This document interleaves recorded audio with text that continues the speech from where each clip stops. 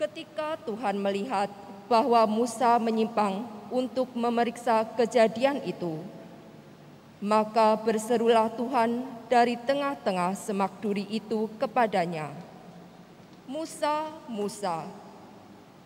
Musa menjawab, "Ya Allah." Lalu Tuhan berfirman, "Janganlah mendekat. Tanggalkanlah kasut dari kakimu, sebab tempat engkau berdiri itu adalah tanah kudus." Tuhan berfirman lagi, "Aku adalah Allah ayahmu, Allah Abraham, Allah Ishak, dan Allah Yakub." Musa lalu menutupi mukanya, sebab ia takut memandang Allah. Lalu Tuhan berfirman, "Aku telah memperhatikan dengan sungguh kesengsaraan umatku di tanah Mesir, dan aku telah mendengar seruan mereka, meminta dibebaskan dari penindas-penindas mereka. Ya, aku mengetahui penderitaan mereka. Sebab itu, aku telah turun untuk melepaskan mereka dari tangan orang Mesir." Ketika Allah mengutus Musa untuk membawa umat Israel keluar dari Mesir, Musa berkata kepada Allah, "Tetapi apabila aku menemui orang Israel dan berkata kepada mereka, 'Allah nenek moyangku telah mengutus aku kepadamu,' dan mereka bertanya kepadaku, 'Siapakah namanya?' maka apa yang harus kukatakan kepada mereka?" Firman Allah kepada Musa, "Aku adalah Sang Aku." Lalu Allah melanjutkan, "Katakanlah kepada orang Israel itu, Sang Aku telah mengutus aku kepadamu." Firman Allah pula kepada Musa, "Katakanlah ini kepada orang Israel, Tuhan Allah nenek moyangmu, Allah Abraham, Allah Ishak, dan Allah Yakub, telah mengutus aku kepadamu.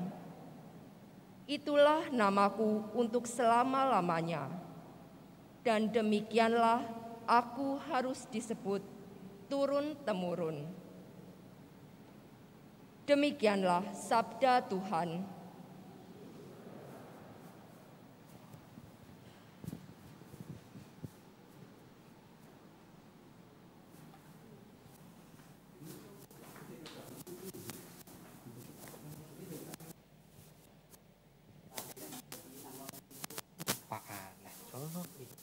Tuhan adalah pengasih dan penyayang.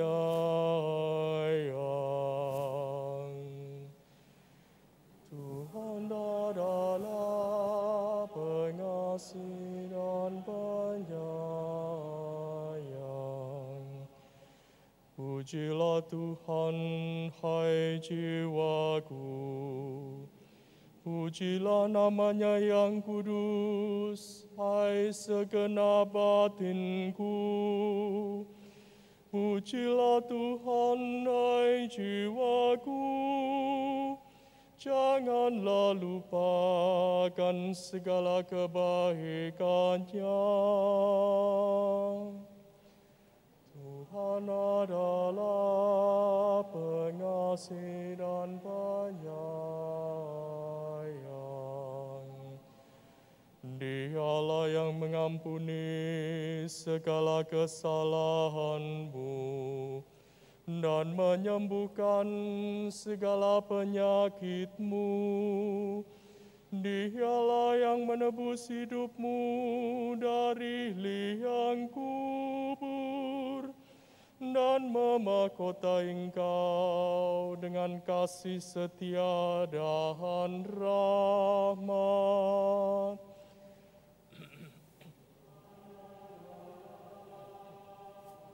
Kasih dan penyayang. Tuhan adalah pengasih dan penyayang, panjang sabar dan berlimpah kasih setia. Setinggi langit dari bumi, demikianlah besarnya kasih setia Tuhan atas orang-orang yang takwa kepadanya. Tuhan adalah pengasih dan penyayang.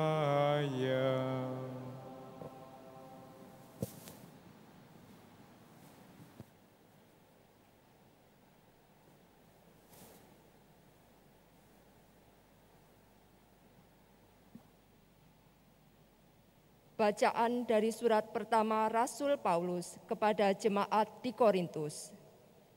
Saudara-saudara, aku mau supaya kamu mengetahui bahwa nenek moyang kita semua berada di bawah perlindungan awan, dan bahwa mereka semua telah melintasi laut. Jadi, untuk menjadi pengikut Musa, mereka semua telah dibaptis dalam awan dan dalam laut. Mereka semua makan makanan rohani yang sama dan minum minuman rohani yang sama. Sebab mereka minum dari batu karang rohani yang mengikuti mereka. Dan batu karang itu ialah Kristus. Tetapi sungguh pun demikian, Allah tidak berkenan kepada sebagian terbesar dari mereka. Maka mereka ditewaskan di padang gurun. Semua itu telah terjadi sebagai contoh bagi kita. Maksudnya untuk memperingatkan kita, supaya kita jangan menginginkan hal-hal yang jahat, seperti yang telah mereka perbuat. Demikian pula, janganlah bersungut-sungut, seperti yang dilakukan oleh beberapa orang dari mereka, sehingga mereka dibinasakan oleh malaikat maut. Semua itu telah menimpa mereka sebagai contoh bagi kita. Semua itu dituliskan untuk menjadi peringatan bagi kita yang hidup pada zaman akhir yang kini telah tiba. Sebab itu, siapa yang menyangka bahwa dirinya teguh berdiri, hati-hatilah supaya jangan jatuh. Demikianlah sabda Tuhan. Terpujilah Kristus Tuhan, Raja mulia dan kekal. Terpujilah Kristus Tuhan, Raja mulia dan kekal. Bertobatlah sabda Tuhan, sebab kerajaan surga sudah dekat. Terpujilah Kristus Tuhan, Raja mulia dan kekal. Tuhan bersamamu dan bersama rohmu. Inilah Injil suci menurut Lukas. Dimuliakanlah Tuhan. Sekali peristiwa datanglah kepada Yesus beberapa orang membawa kabar tentang orang-orang Galilea yang dibunuh Pilatus dan darahnya dicampurkan dengan darah kurban yang mereka persembahkan. Yesus berkata kepada mereka, "Sangkamu orang-orang Galilea ini lebih besar dosanya daripada dosa semua orang Galilea yang lain, karena mereka mengalami nasib demikian?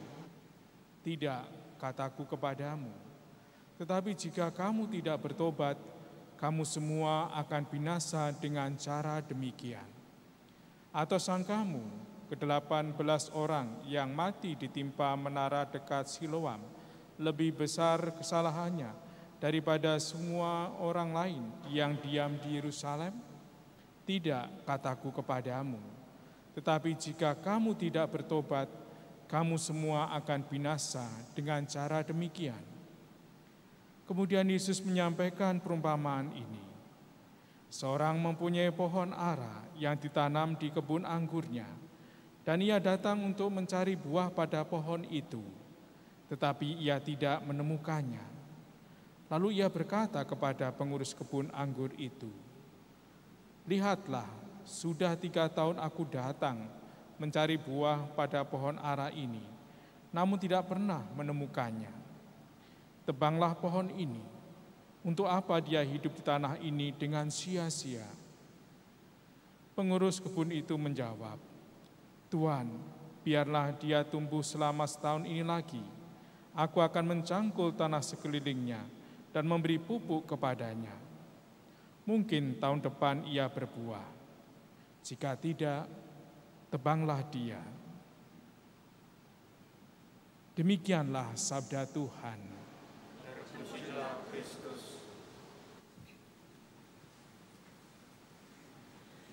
Saudara-saudari yang terkasih, ketika saya pernah mengunjungi di sebuah lembaga permasyarakatan, perasaan yang muncul kita berhadapan juga di sana ada orang Kristiani yang dipenjarakan karena kesalahannya. Tentu saya pertama-tama merasa iba, tetapi juga ternyata saya merasakan bahwasannya saya kemungkinan juga turut menyebabkan orang-orang ini berada di sini. Karena saya tidak ada bagi dia ketika dia membutuhkan. Maka pengalaman perjumpaan dengan orang yang harus menderita karena perbuatan kesalahannya menyadarkan saya bahwasanya berbuat kasih itu adalah tanda dari pertobatan. Firman Allah pada hari ini mengajak kita untuk melihat bahwa Allah senantiasa menyelenggarakan kasih-Nya. Dalam bacaan pertama, Allah tidak tega, tidak bisa diam melihat umat pilihannya berada di perbudakan. Dia menginginkan agar Musa terlibat di dalam karya pembebasan bangsa pilihannya tersebut. Allah menyatakan diri sebagai Allah yang hidup, Allah Abraham, Ishak dan Yakub. Yahweh adalah Sang Aku, Dia yang terus ada menemani kita. Dia yang ada terus menemani kita, menyatakan cintanya, memelihara kehidupan kita, supaya kita sungguh-sungguh hidup dari kasih-Nya dan menjadi pribadi yang mengasihi. Inilah yang tidak dijumpai oleh Tuhan Yesus di dalam diri orang-orang yang membawa berita kepadanya tentang orang-orang yang dibunuh oleh Pilatus dan darahnya dicampurkan dengan darah persembahan yang mereka persembahkan. Emangnya dengan membawa berita itu mereka bisa menunjukkan sesuatu yang baik? Tidak, justru mereka diingatkan, kalau kamu tidak bertobat, kamu tidak akan mengalami hal yang sama. Perumpamaan tentang pohon ara yang tidak berbuah, demikian pula juga menggambarkan bisa jadi hidup beriman kita, hidup beragama kita tidak membuahkan sesuatu dalam hidupnya. Hidup beriman beragama yang seperti itu ya tidak ada gunanya ya bagi Tuhan. Ya. Tuhan menginginkan sebagai pemilik kebun yang cakap, ya, pemilik kebun yang bijaksana, ya. Tentu Tuhan menginginkan agar tanaman-tanamannya itu sungguh-sungguh menjadi tanaman yang bagus, yang bisa menghasilkan buahnya. Masa Prapaskah mengajak kita sudah terkasih untuk berani introspeksi terhadap penderitaan, kesusahan yang ada sekarang ini. Mungkin itu semua juga merupakan cerminan dari kesalahan dan dosa kita. Kita diajak melalui masa Prapaskah ini untuk berani menjadi persekutuan umat beriman yang diteguhkan dalam Ekaristi. Ekaristi selalu mengajak kita untuk berani mengakui bahwa kita adalah orang yang berdosa. Kita memerlukan pertobatan. Tidak ada yang sudah sempurna. Kita semuanya adalah orang yang membutuhkan rahmat pertobatan, rahmat belas kasih Allah. Belas kasih Allah yang menjadi gambaran tanah yang subur, itu harus kita tanggapi dengan hidup yang semakin dipimpin oleh firman Tuhan. Hidup yang semakin menjalankan kehendak Allah di dalam hidup ini. Itulah yang diingatkan Paulus dalam suratnya kepada jemaat di Korintus dalam bacaan kedua tadi. Ingat pengalaman bangsa terpilih yang sudah dibebaskan dari Mesir, tetapi akhirnya juga dibinasakan di padang gurun. Karena mereka bersungut-sungut, karena mereka tidak percaya akan kasih Tuhan, mereka akan dibinasakan. Kita yang sudah dibaptis, sudah menjadi anak-anak Allah dalam kehidupan ini, kita pun juga diingatkan untuk berani menjadi pribadi yang selalu menghasilkan dalam hidup ini buah-buah belas kasih Allah di dalamnya. Mari kita mohon, semoga kita semakin berani bertekun untuk berdoa, berani terbuka untuk mendengarkan firman Tuhan dan hidup kita dibangun olehnya. Mana kita mohon supaya Ekaristi, komunion suci yang selalu kita terima, itu menguatkan kita untuk berani melakukan hal-hal yang baik, hal-hal yang positif dalam hidup. Kerap kali kita masih menyaksikan banyak orang mendiskusikan tentang kesalahan orang lain, seolah-olah dia sendiri tidak pernah salah. Sikap sepanjang itu akan membuat kita terbuai untuk menjadi pribadi yang tidak berkembang, hanya begitu saja. Terkadang di gereja pun juga sama, bahkan kadang-kadang yang minta maaf, yang sepuh-sepuh pun omongannya tentang kesalahan orang lain saja. Tetapi tidak men-sharingkan pengalaman imannya untuk bertobat, untuk bertumbuh terus di dalam hidup ini. Mari kita mohon supaya kita senantiasa menjadi pribadi yang mau dirabuk, dirawat, dibersihkan oleh Tuhan supaya menjadi tanaman yang berbuah dalam hidup ini.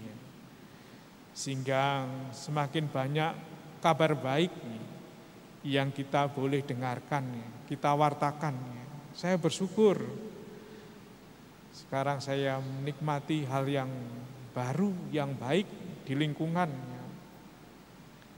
Umat-umat kalau pendalaman iman APP semakin lebih banyak